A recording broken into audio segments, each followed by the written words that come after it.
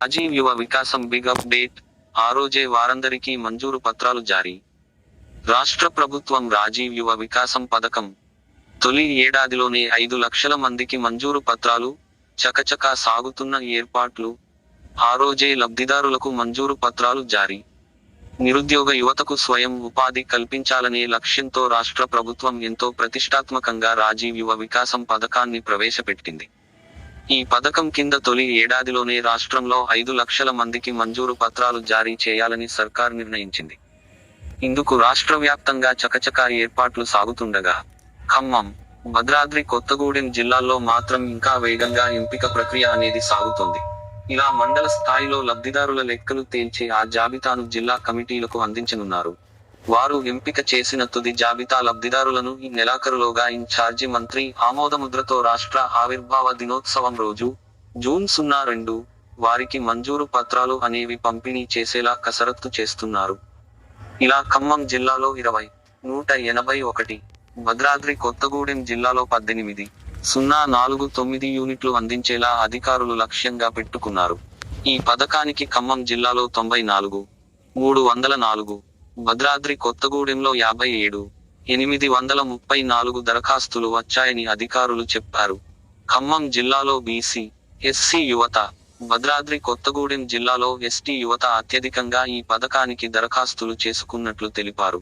రాజీవ్ యువ వికాసం పథకానికి కనిష్టంగా 50,000 యూనిట్లకు, గరిష్టంగా 4 లక్షల యూనిట్లకు అర్జీలు అందాయని అధికారులు పేర్కొన్నారు. రాజీవ్ యువ వికాసం బిగ్ అప్డేట్. ఆ రోజే వారందరికీ మంజూరు పత్రాలు జారీ. రాజీవ్ యువ వికాసం స్కీమ్. రాష్ట్ర ప్రభుత్వం రాజీవ్ యువ వికాసం పథకం తొలి ఏడాదిలోనే 5 లక్షల మందికి మంజూరు పత్రాలు. చకచకా సాగుతున్న ఏర్పాట్లు.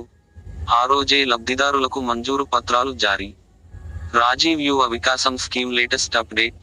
నిరుద్యోగ యువతకు స్వయం ఉపాధి కల్పించాలనే లక్ష్యంతో రాష్ట్ర ప్రభుత్వం ఎంతో ప్రతిష్టాత్మకంగా రాజీవ్ యువ వికాసం పథకాన్ని ప్రవేశపెట్టింది.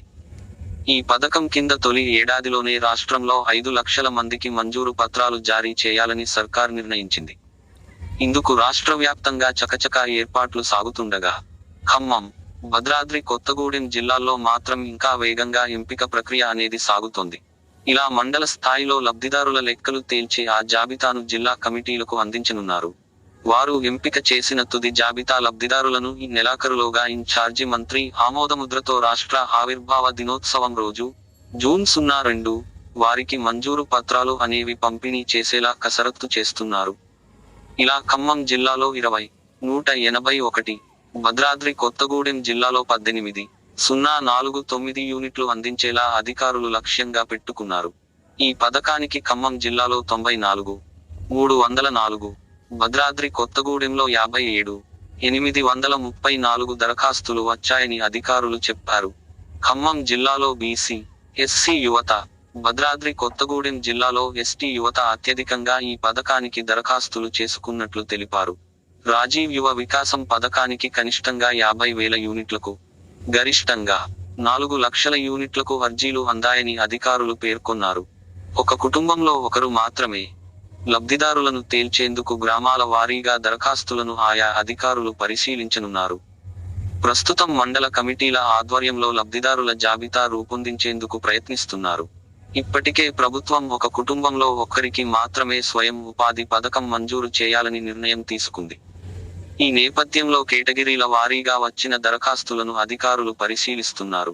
గత 5 ఏళ్లలో ప్రభుత్వ పరంగా ఏ కార్పొరేషన్ నుంచి లబ్ధి పొందారా లేదా అని వారు గుర్తించనున్నారు. జిల్లా ఇన్ఛార్జి మంత్రి ఆమోదం తర్వాతే ఏమైనా బ్యాంకుల ద్వారా రుణాలు తీసుకుని చెల్లించకుండా డిఫాల్టర్లుగా మారినవారు ఎవరైనా జాబితాలో ఉన్నారా లేదా అని తేల్చే బాధ్యతలను బ్యాంకర్లకు అప్పగించారు. బ్యాంకర్ల నుంచి స్పష్టత వస్తే మండలాల వారీగా జాబితాలను రూపొందించి జిల్లా కమిటీకి ప్రతిపాదిస్తారు. అక్కడ కలెక్టర్ చైర్మన్ గా, డిఆర్డీఓ కన్వీనర్ గా ఉన్న జిల్లా కమిటీ లబ్ధిదారుల తుది జాబితాను రూపొందించనుంది. ఈ క్రతువు అంతా ఈ ఆదివారంలోగా పూర్తి కావాల్సిందే. అలా రూపొందించిన తుది జాబితాను జిల్లా ఇన్ఛార్జి మంత్రి ఆమోదానికి పంపిస్తారు.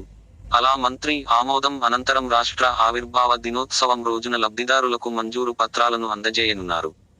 తొలి ఏడాది అంతమందికే యువ వికాసం. ఒక్క కుటుంబంలో ఎంతమంది కంటే రాజీవ్ యువ వికాసం అప్లికేషన్స్ జూన్ 2న రాజీవ్ యువ వికాసం మంజూరు పత్రాల పంపిణీ. నెలకు 2,000 కోట్లు ఖర్చు చేయనున్న ప్రభుత్వం 3 నెలల్లో యూనిట్లు గ్రౌండింగ్ చేయాలని లక్ష్యం. TG government decided to issue grant certificates to 5 lakh people. నిరుద్యోగ యువతకు స్వయం ఉపాధి కోసం ప్రతిష్టాత్మకంగా ప్రారంభించిన రాజీవ్ యువ వికాసం పథకం కింద మొదటి ఏడాది 5 లక్షల మందికి మంజూరు పత్రాలు జారీ చేయాలని రాష్ట్ర ప్రభుత్వం నిర్ణయించింది. తెలంగాణ ఆవిర్భావ దినోత్సవం సందర్భంగా జూన్ 2 తేదీన వీటిని పంపిణీ చేయాలని 3 నెలల్లో నెలకు 2,000 కోట్ల చొప్పున ఖర్చు చేసి యూనిట్లు గ్రౌండింగ్ చేయాలని భావిస్తోంది. ఈ పథకం కింద ఇప్పటికే జిల్లాల్లో క్షేత్రస్థాయి పరిశీలన ప్రక్రియ ప్రారంభమైంది.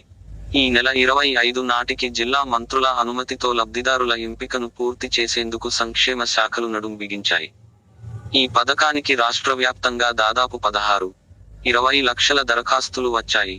లక్ష్యం మేరకు ఇందులో దాదాపు 5 లక్షల మంది యువతకు గరిష్టంగా 4 లక్షల విలువైన యూనిట్లు మంజూరు చేయనున్నారు.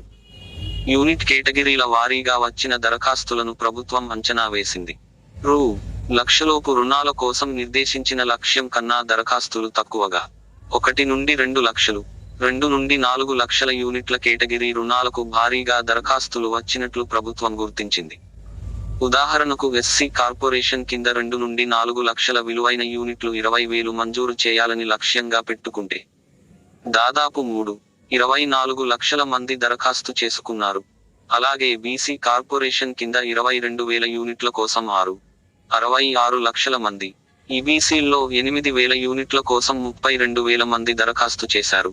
ఈ నేపథ్యంలో దరఖాస్తులను సమగ్రంగా పరిశీలించి నిబంధనల ప్రకారం లబ్ధిదారులను ఎంపిక చేసేందుకు క్షేత్రస్థాయి కమిటీలు పరిశీలన చేస్తున్నాయి.